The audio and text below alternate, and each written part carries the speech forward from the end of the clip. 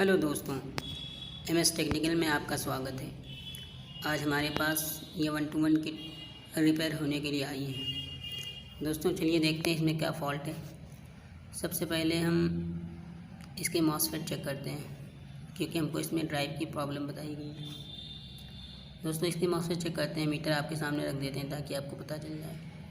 हमारे मॉसफेट एक तरफ के सेफ़ हैं। अब हम दूसरी तरफ इसके मॉसफेट चेक कर लेते हैं। इस तरफ के मॉसफेट भी हमारे लगभग सेफ़ हैं। मॉसफेट हमारे दोनों ही चैनल के सेफ़ हैं, तो इसका मतलब हमारी रेजिस्टेंस और सिग्नल वगैरह भी सेफ़ ही होंगे। चलिए देखते हैं इसमें क्या फ़ॉल्ट है। इसमें पहले हम इसमें सप्लाई दे के देखते हैं हमारी ड्राइव आ रही है कि नहीं आ रही है।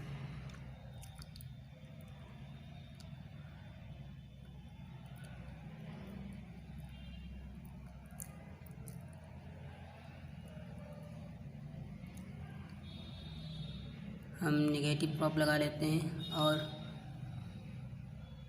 टेस्टर की मदद से इसको हम ऑन करने की कोशिश करते हैं। ऑन करते हैं और देखते हैं किसी चैनल पे कोई पल्स आती है कि नहीं आती है।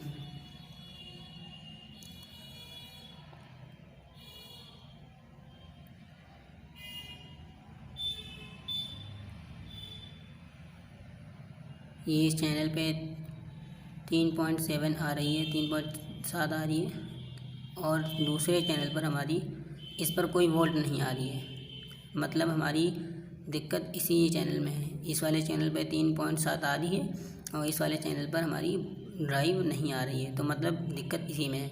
चलिए सबसे पहले अब इसके हम सारे कंपोनेंट को चेक करते हैं एक एक करके। आखिर हमारी पल्स क्यों नहीं आ रही, किस लिए नहीं आ रही।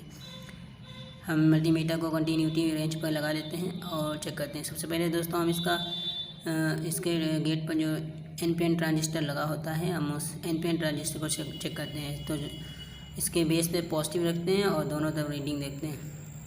ये दोस्तों हमारा NPN ट्रांजिस्टर तो बिल्कुल सेफ़ है। अब हम अपने जेनर और अपनी रेजिस्टेंस जो लगी है वो चेक कर लेते हैं। ये हमारे जेनर भी सब ठीक हैं। यहाँ पर 4148 के डायोड 2-3 लगे होते हैं, वो सारे के सारे सेफ़ हैं। यानी हमारे मॉसफेट सेफ़ है तो हमारे सारे कंपोनेंट सेफ़ हैं। तो इसका मतलब हमारी समस्या कहीं और से है। कोई नहीं, चेक करते हैं उसको भी। फॉल्ट तो निकालना ही है। ये लो दोस्तों, हमारे इस तरफ के सारे कंपोनेंट ठीक है। अब यहाँ पर 2 ट्रांजिस्टर लगे हैं 557 PNP, इनको भी हम चेक कर लेते हैं। दोस्तों ये पहला वाला ट्रांजिस्टर तो हमारा बिल्कुल ठीक है। दूसरे वाले को चेक कर लेते हैं। दूसरा वाला ट्रांजिस्टर भी हमारा सेफ़ है। मतलब हमारे कंपोनेंट सारे ही सेफ़ हैं। हमारी दिक्कत कहीं और से है, कोई प्रिंट की हो या किसी IC की हो। हम चेक करते हैं, इसका प्रिंट चेक करते हैं। कोई हमारा प्रिंट कटा हुआ होगा तभी हमारी पल्स नहीं आएगी। ये हम हीटसिंक से इसके ड्रेन की कनेक्टिविटी चेक करते हैं। इस वाले चैनल पर जिसमें हमारी वोल्ट आ रही थी उसको चेक करते हैं।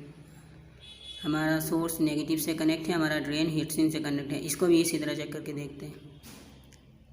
ये हमारा ड्रेन हमारी हीटसिंक से कनेक्ट है, लेकिन ये जिसके नीचे से प्रिंट गई हुई है, ये प्रिंट हमारी इसके साथ शॉर्ट नहीं बता रही है। इस प्रिंट को हमें 000 दिखाना चाहिए, क्योंकि ये इसी के साथ जुड़ी होती है। ये कहीं ना कहीं से प्रिंट का ही यहाँ पर फॉल्ट है।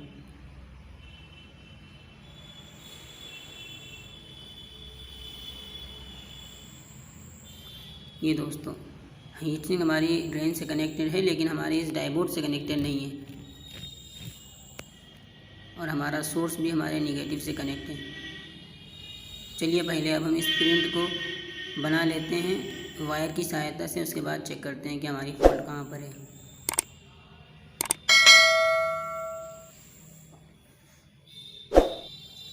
अब एक वायर की सहायता से हम इसका प्रिंट बना लेते हैं और देखते हैं कि फिर उसके बाद हमारी मल्टीमीटर से पहले इसकी कनेक्टिविटी चेक करते हैं, फिर उसके बाद देखते हैं हमारी पल्स आती है कि नहीं।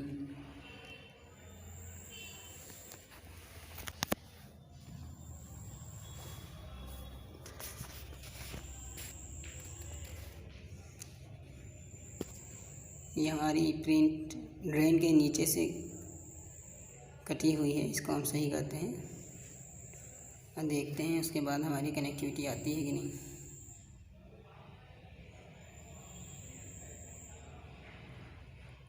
बड़ी ही आसानी से इसको हम रिमूव कर लेंगे। इस छोटे से प्रिंट की वजह से ही हमारी एक पल्स नहीं आ रही जी। दोस्तों, अगर हम सर्किट को समझ के रिपेयर करेंगे तो बहुत ही आसानी से रिपेयर हो जाएगा, वरना हम घंटों इसमें उलझे रहेंगे और इस छोटी सी कमी की वजह से इसको हम रिपेयर नहीं कर पाएंगे।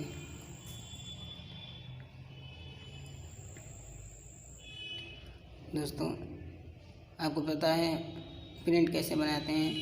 एक वायर को लेते हैं, उसको अच्छे से हम आपस में सब मिला के उसको अच्छे से मजबूत बना लेते हैं और इसको सोल्डर की सहायता से इसको हम आपस में अटैच कर देते हैं सब। अब इसके बाद इसको हम इस पर सोल्ड कर देंगे, अच्छे से इसकी प्रिंट बना देंगे ताकि जब इन्वर्टर वर्किंग में हो तो हमारा ये सोल्डर गल के निकल ना जाए। अच्छे से इसकी प्रिंट बनाएंगे दोस्तों।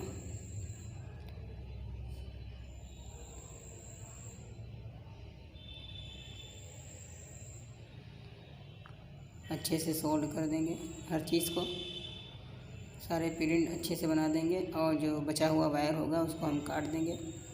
इन तीनों ही पॉइंट को हम अच्छे से सोल्डर कर देते हैं, ड्रेन को, सोर्स को, गेट को, सबको ये सोल्ड कर देते हैं। गेट भी हमारा दोस्तों अपनी रजिस्टेंस के साथ कनेक्ट नहीं है, इसी वजह से हमारी ये पल्स नहीं आ रही थी, जिसकी वजह से ये रिपेयर नहीं हो पा रही थी।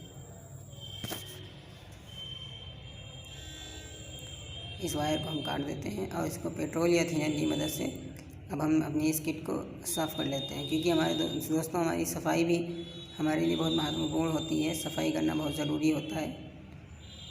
अगर सफाई नहीं करते हैं तो दोस्तों, अगर कहीं से हमारा कोई प्रिंट आपस में शॉर्ट होगा या कोई लूजिंग होगी तो फिर रेजिस्टेंस बनेगी और ख़राब हो जाएगा।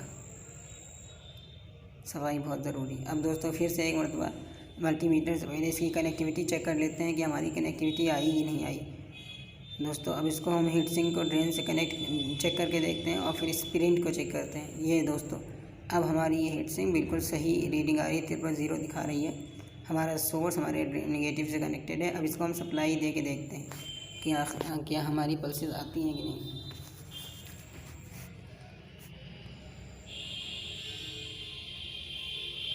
मल्टीमीटर को दोस्तों हम DC बोर्ड पे लगा लेते हैं। अब मल्टीमीटर पर ध्यान दीजिए, एक चैनल पे हमारी पल्सेस आ रही थी, अब दूसरे वाले चैनल पे देखना है कि हमारी पल्सेस आती हैं कि नहीं। बहुत छोटी सी फॉल्ट थी, लेकिन इसकी वजह से हमारी हमारी किट ये स्क्रैप में पड़ी थी। अब इसको हम रिपेयर नहीं हो पा रही थी। अब पहले हम उसी चैनल पर चेक करते हैं जिसमें हमारी ड्राइव आ रही थी 3.7, इस पर अब भी आ रही, 3 पहले भी आ रही थी, अब भी आ रही है। अब दूसरे वाले चैनल पर चेक करके देखते हैं कि हमारी इस पर पल्स आई कि नहीं। ये दोस्तों छोटी सी कमी की थी, अब वो सही हो गई। अब देखिए 3.78 मिली वोल्ट का कोई फ़र्क नहीं पड़ता है, हमारी पल्सेस आ गई हैं। दोस्तों, अगर आपको हमारी वीडियोस पसंद आती हैं तो हमारी वीडियोस को लाइक और चैनल को सब्सक्राइब ज़रूर करें और बेल आइकन को ज़रूर दबाएं ताकि हमारी आने वाली हर वीडियोस की नोटिफिकेशन आप तक पहुंच सके।